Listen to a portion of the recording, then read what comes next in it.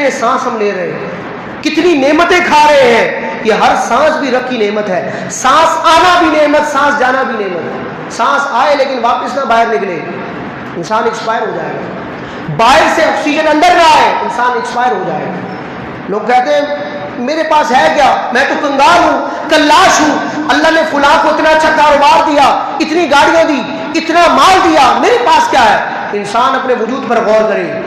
ये जिस ज़बान से तू शिकवा कर रहा है, अल्लाह ताला इस गोश्त के टुकड़े में अगर कुव्वत गोयाई खत्म कर दे तो तू अपना माफी ज़मीर, अपने दिल की बात करने के लिए किस चीज का सहारा लेगा। क्या जिस ज़बान से शिकवा कर रहा है ये कुव्वत गोयाई अल्लाह की नेमत नहीं है?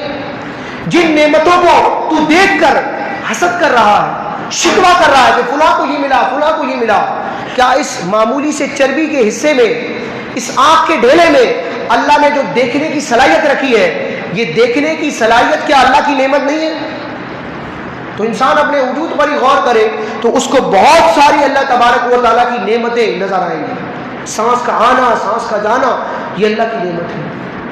वेंटिलेटर जब लगता है, अल्लाह ताला महफूज रखे, जब मरीज आखिरी स्टेज पर होता है, बीमारी जब बढ़ती है तो आम तौर पर सांस लेने में मरीज को दुश्वारी होती है। कोई भी बीमारी हो, आप देखते होंगे ऑक्सीजन लगता है, वेंटिलेटर लगता है, सांस की मशीन लगती है। डॉक्टर से आप पूछें, वो यही कहते हैं कि जब सिस्टम काम करना खत्म करता है, गुर्दा खराब है, फेफड़ा खराब है, जिगर खराब है, कोई भी बीमारी है, जब वो अपने एक्सट्रीम लेवल पर जाती है तो इंसान को सांस लेने में दुश्वारी होती है।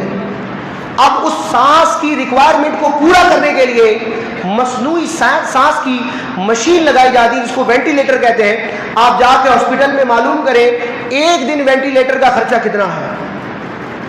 3-4 दिन, एक हफ्ते अगर मरीज वेंटिलेटर पर रहे तो लाखों रुपए पे करने पड़ते हैं। तो गौर करें, अल्लाह ताला बगैर वेंटिलेटर के, बगैर पैसे के जो हमें ऑक्सीजन मुहैया कर रहा है, हम सांस ले रहे हैं, क्या ये अल्लाह की नेमत नहीं है? तो अल्लाह ताला अपनी नेमतों में गौर व फिक्र करने की